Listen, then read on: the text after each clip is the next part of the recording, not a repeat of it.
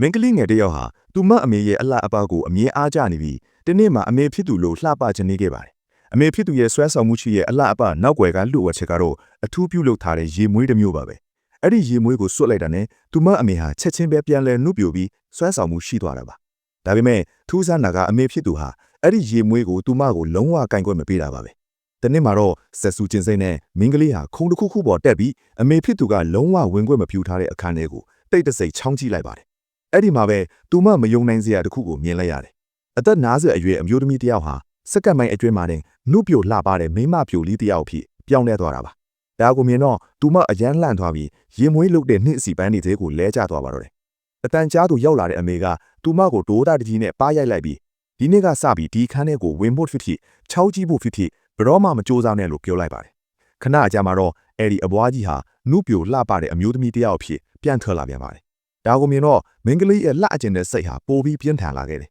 ။သူမကိုအဲ့ဒီလျှို့ဝှက်ရေမွေးလုံနီးတင်ပေးဖို့အမေဖြစ်သူကိုတောင်းဆိုပေမဲ့နေငယ်ပါသေးတယ်။ကြီးလာလို့ရီးစားရတဲ့အခါကျမှတင်ပေးမယ်လို့ပြောပြီးအမြဲငင်းဆိုခဲ့ပါတယ်။မင်းကလေးဟာအမေပြောတဲ့စကားကိုမှတ်ထားပြီး10နှစ်တိုင်တိုင်စိတ်ရှည်လက်ရှည်စောင့်ခဲ့ပါတယ်။10နှစ်အကြာမှာတော့သူမမှရီးစားရလာပြီးအမေဖြစ်သူကရေမွေးလျှို့ဝှက်ချက်ကိုတင်ပေးတော့မယ်လို့မျှော်လင့်ချက်နဲ့အင်းကိုခေါ်လာခဲ့ပါတယ်။ဒါပေမဲ့သူမရီးစားကအမေဖြစ်သူရဲ့အလှကိုမြင်ပြီးစိတ်ရိုင်သွားပါတော့တယ်။အမေဖြစ်သူကလူတိုင်းအပေါ်ပုံမှန်အတိုင်းဆက်ဆံတတ်တာကြောင့်မင်းကလေးကတော့ဒါကိုထူးဆန်းတယ်လို့မထင်ခဲ့ပါဘူး။ရေမွေးအကြောင်းထပ်မေးတဲ့အခါမှာလည်းအမေကထပ်ပြီးညင်းပြန်ပါတယ်။ဒုတိယပိုင်းကြည့်ရန်အကောင့်လေးကို follow လုပ်ခဲ့ဖို့မမေ့ပါနဲ့။